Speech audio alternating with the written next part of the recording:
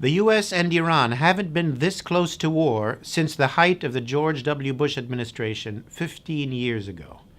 Attacks on Gulf shipping and oil installations in the Gulf this week that the U.S. has blamed on Iran raised tensions to dangerous levels.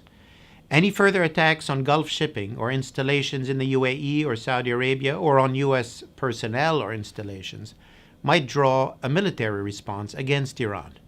And if Iran responds to such an attack, the dynamic might escalate rapidly to major military conflict. The exchange of air and missile attacks would certainly impact Iran, as well as the UAE and Saudi Arabia. Israel, although encouraging the U.S. against Iran, seems to want to stay out of the fray. But Hezbollah in Lebanon has vowed that if Iran is attacked, it would join the fight, and Israel would be its main target. That would mean that both Israel and Lebanon would also be engulfed in war. In a broader conflict, Iran could also target U.S. forces in Iraq or U.S. persons or institutions around the region, and could use cyber capabilities against American institutions and infrastructure on the mainland. President Trump still insists that he just wants to get Iran to the negotiating table, but some of his aides might favor at least a limited military hit on Iran.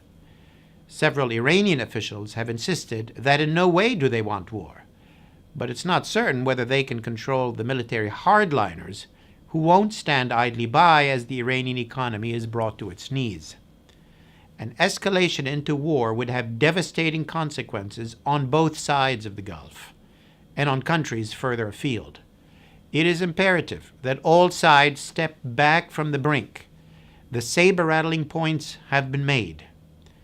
It is also imperative that back-channel talks be commenced, with the help of willing mediators from the region or internationally, to find ways to de-escalate this trigger-sensitive crisis. There is no military solution to the complex issues between the U.S., Iran, and several regional powers.